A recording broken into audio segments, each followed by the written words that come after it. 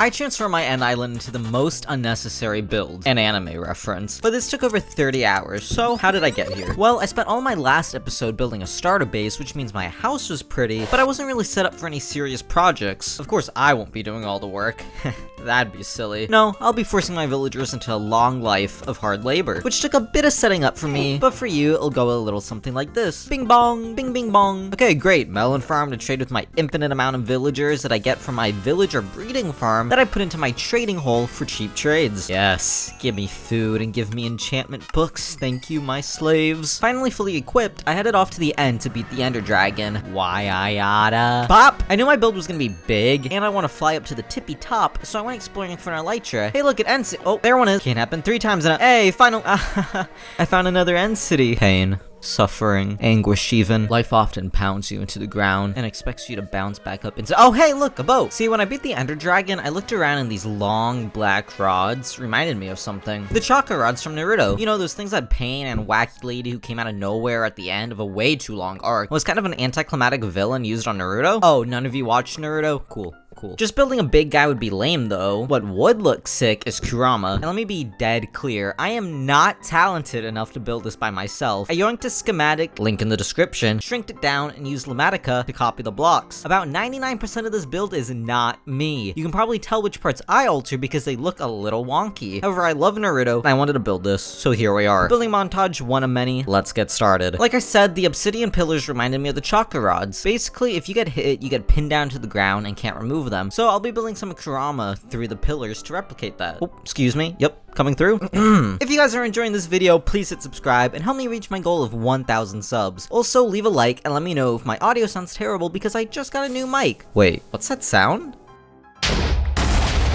Alright, first paw and the head done. Believe it or not, I did not prepare nearly enough for the amount of wool I need. So, I got to grinding, collecting red dye, coloring my sheep, shearing them. It ain't much, but it's honest work. Yeah, no, I built a wool farm. I could make it bigger, but it's so much easier just to AFK here while I do other real life stuff, like pumping iron and touching grass. I don't leave my house. The awkward part of this build was trying to fit parts of Kurama through the pillars. Easy for the 2 front paws, but I could really only adjust a few tails for a couple other of them. We'll just pretend the ones that don't go through him are misses. Huge pain miss. He fell off. L. I like this shot. It's kind of a POV. You're the tail. Okay, that was a stupid thing to say. Anyways, 2 tails done, and I think we can all guess how many tails the 9 tail is supposed to have. 6. No, not actually. That was a little gaff if anybody who hasn't watched Naruto is actually sticking around for this. So to not bore you, building the rest of the tails went a little like this. Unexpected benefit of this build is the tails are actually a pretty fun obstacle course to fly around. Alright, if I land this, you have to sub. I meant to say if I miss this.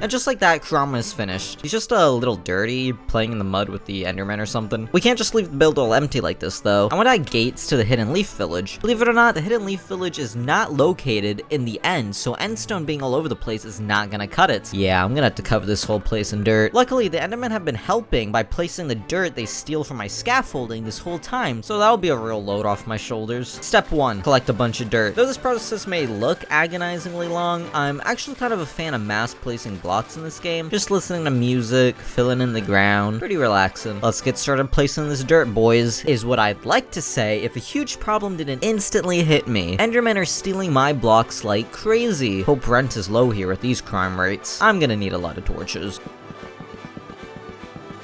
With few Endermen left to bother me, I finished up a 4th of the island. However, I realized that the half of the island that I didn't do was a lot bigger than the one I did, and I was tired of placing dirt, so I strategized. I know I want to make the walls around the village, so if I just map out the circle first, I don't have to place the dirt behind it because no one will see it. First, I needed to make the door since I knew the opening would be a lot wider than how long the side of the circle would usually be. Looking pretty good if I didn't underestimate how many green terracotta this would take. And there we go. Doors. These are definitely in the same spot they were before, and I didn't have to move them because they were way too close to Kurama. Making big circles is a lot of fun in this game. It's always a game of, will this connect at the end? And it's a game I always lose.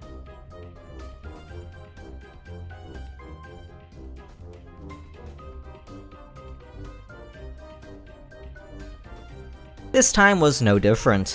Luckily, I was only a few blocks off and fixed it up quickly. The gates go way off the island, so I need to curve down the dirt a bit so it doesn't look like it's just floating on a flat piece of land. I placed all my dirt, but going under would be a little too hard, and I really only care about this angle looking good, so I'm happy with it. And now, it's time to build up these walls. But I needed a lot of terracotta for this. Running some quick calculations, I need just over 7.5 double chests full of it. It's time to get mining. It's great that his 2 makes it an insta-mine because I'll need it.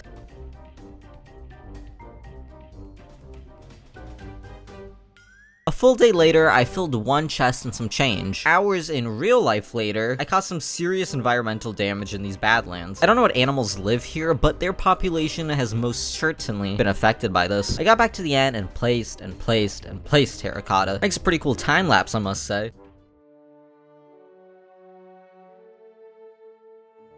At this point, my arm was genuinely starting to hurt from placing and breaking so many blocks. I think I officially played Minecraft for too long. Funny thing is though, I grossly overcalculated how many terracotta I needed. See, the diameter is 128 blocks, so I calculated the circumference and multiplied it by the 33 blocks tall I'm making this wall. Yeah, I thought I needed over 26,000 blocks. Turns out I'm a complete and utter idiot because I forgot the circumference formula uses radius, not diameter. I'm an engineer major, by the way. I guess it's better to have more than less? You can't see it, but I'm awkwardly smiling right now. Maybe scratching my head, if you will. But putting that all behind us, let's throw some finishing touches. Put some trees around the edges, bone meal this a little. Kurama's chakra kind of gives a bubbling coat, so we'll add some orange glass coming off him to represent that. And boom, we're done. A little more empty than I'd have liked, but I have to finish this before I have grandchildren, so it's time for the grand reveal. Let's do this in style, shall we?